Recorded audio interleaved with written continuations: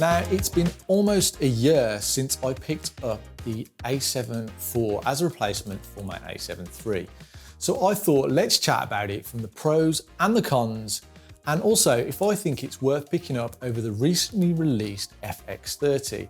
And is it the camera for you in 2023? So there were quite a few nice updates on the A7 IV, and probably most welcome was having the ability to separate settings for video and photo, making this probably one of the best options for hybrid shooters out there. With the new awesome little photo and video switch at the front there, you can switch between either modes, which is priceless when you are working, especially if you are content-based shooter, a little bit like myself. Now, coming from the A7 III, the 10-bit 422 was a really good step up for this camera, and it brings in line with a lot of other brands such as Fujifilm and Lumix cameras. And this 10-bit also has a higher bit rate, so the image from this camera is super sharp, like seriously sharp. I would say the image quality is maybe even better than my Sony FX30 camera. Now, I think there is also a dual ISO in this camera, and I say think because it has not been confirmed by Sony, but the image at 3200 definitely cleans up in low light areas. So I'm thinking this is probably where it's at. I've also got a video coming out soon doing some low light testing with the Sony A7 IV.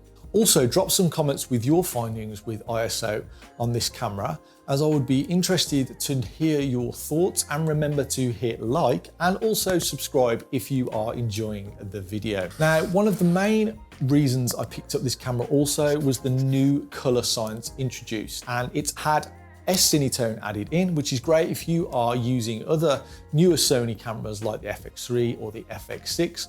Although I've found from my workflow personally, I use S-Log3 most of the time as it just suits what I'm doing. Now, let's not forget the amazing flippy screen. The A7 IV introduced the similar screen to the A7S III, and this was a welcomed upgrade. If you are a solo shooter or YouTuber, having the ability to have this flippy screen for self-recording is a huge help. Trying to film on the A7 III was pretty much a nightmare. Although many people had come up with some crazy ideas like mirrors on the top and weird contraptions, but they were pretty much all useless. So when I saw the A7 IV now had a flippy screen, I was like, Sony, take my money. Also for photography, this is great for those low down shots and shooting some nice portraits. So yeah, I really do like the flippy screen on this camera. Now, obviously I will talk a little bit about autofocus on this camera. And what I'm going to say is it is solid. It's Sony. I cannot complain about any of the cameras in the lineup from Sony when it comes to autofocus. It locks on whether it's eye, head, animal, insect, dust. It just works like it should 99% of the time. Also, on a lot of my video work, I still use manual focus as I like to be in control and know that when shooting, it's just not gonna jump somewhere else. And this is rare, but I never really truly trust autofocus. But when I need it, I know it's there and it's solid. So that is all I need. Now, the IBIS has had a slight upgrade also on this camera, and it's now the same as my FX3 and the A7S III. Having these stabilization modes in this camera is really awesome, especially if you don't have a gimbal to hand or you're just doing traveling. It's really, really steady and steady and steady and steady. Also, if you turn the steady shot off on this camera, you can use the Catalyst browse software to give you some incredibly stable footage. But yes, there is a but. This chews up your computer memory and it can take a while to process the footage. So I don't use it all that much at the moment, but again, it's there if I do need it. Now, last but not least, before I get into the cons with this camera, the new menu system is just, yes, well done, Sony. I really thank you for that, because the old menu was horrendous. So yeah, I'm loving the new menu system on this camera. So firstly, let's address the elephant in the room, and one of the biggest complaints I hear about the A7 IV, yes, you guessed it, it is the frame rate and 4K. So the A7 IV only offers 25 frames per second in full sensor 4K, and that adds a crop of 1.5 onto the 50 frames. So technically in 50 frames, you get an APS-C sized frame. And then there is no 120 frames per second in 4K, only 1080. Now, I've done tests in a previous video, links here, and I'll put that in the descriptions below, so go check that out. But honestly, the crop isn't a massive factor for me and my style of filming. And also the 120 frames per second, I never really use even on the Sony FX3. So that's not an issue. I'm not one of those super slow-mo B-roll kind of people, as I just think it's pretty drab. And the slowest I'll go is 50 frames on my shoots. I guess the only thing here is if you are shooting mainly with prime lenses and then switching to higher frame rates and your 24mm becomes 35mm or your 50mm becomes something like an 85mm, you need to move a little bit more, but you know, it's not the end of the world. I really think Sony should have honestly left the crop off, if I'm honest, as I think this camera would have been awesome and really stood out next to the Canon R6 or R5 and even the Lumix S5. But they do need to protect the higher lineups of video spec cameras such as the FX3 or the A7S3. So this is my biggest gripe mainly with the video on this camera. It's not the end of the world, but it would have been nice to have no crop. Also, drop your comments with your thoughts about the 4K crop issues on this camera, as I would love to be interested. I'd love to hear your thoughts.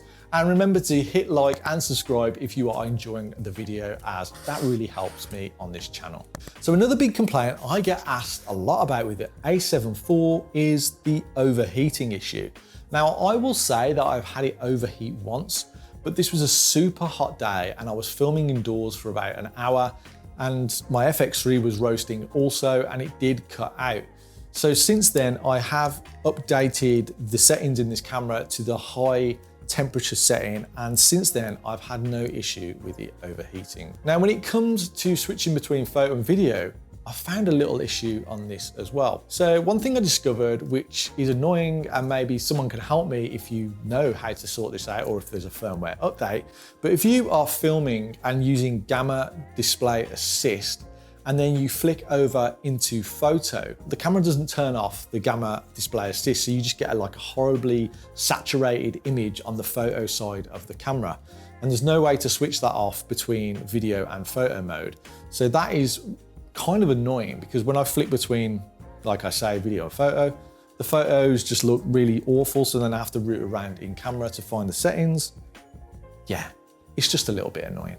Now, I wanted to touch slightly onto the topic of which camera I like the most from the FX30 and the A7IV, as no doubt this will be asked in the comments. And I think for me, the Sony A7IV wins, especially for my style of work. I think if you desperately need that 124K cropped, maybe the FX30 will hook you more. But the full frame 25 frames per second 4K on the A7IV is amazing. And then if you want the 50 frames, you're back in crop mode anyway. So I would rather have the full frame 25 frames per second to my advantage. I know people are interested in the timecode capabilities of the FX30, but for me, if I'm using timecode, then I'm not likely to be using the A7IV as my main A camera, and I can push timecode onto this camera through the audio track, so that's no biggie. There are some amazing choices for cameras now for video and photo, and honestly, I think too much emphasis can be put on which camera you need instead of getting out there and just creating with what you have access to. So whether you've got the FX30 or the A7IV, you will have an awesome camera to create stuff with. Let me know in the comments which camera you would pick, as I would be interested to hear your thoughts also. And remember to hit that like and subscribe if you are enjoying the video, as that is really appreciated. So what are my conclusions and thoughts on getting this camera? I really do like the A7IV for its price point and its solid camera for content creators and filmmakers alike.